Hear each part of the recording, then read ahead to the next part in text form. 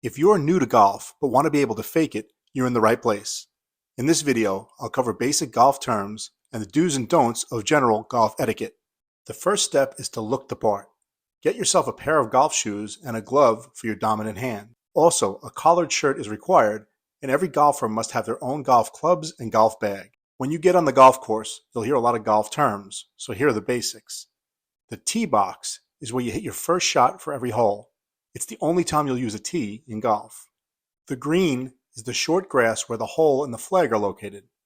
The fringe is slightly longer grass surrounding the green. The fairway is the short grass between the tee box and the green. The rough is the longer grass next to the fairway.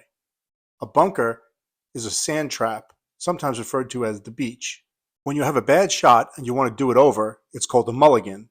The number of mulligans that's allowed is decided by the group you're playing golf with. A divot is a mark made in the grass, either as a result of the club scraping the grass away or from the ball making a dent in the green. Now some quick do's and don'ts. Don't talk in somebody else's backswing. Don't spend too much time looking for a lost ball.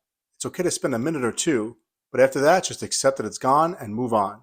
If your ball should land in one of the bunkers, after hitting your ball out, use the rake to smooth out your footprints in the sand.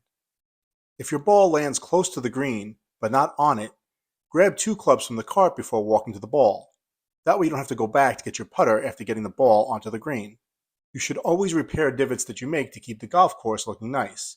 If you sliced a chunk of grass out of the ground, use the seed that's provided by the course to repair it. If you made a dent in the green, use a divot tool to pry the dent out, just like this.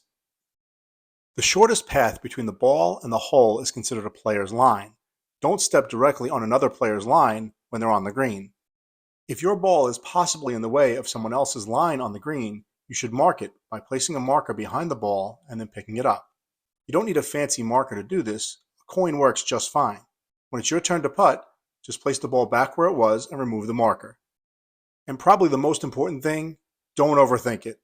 Keep the game lighthearted and have a good time. That's what golf is all about. If you have additional do's and don'ts that I missed here, please let me know in the comments.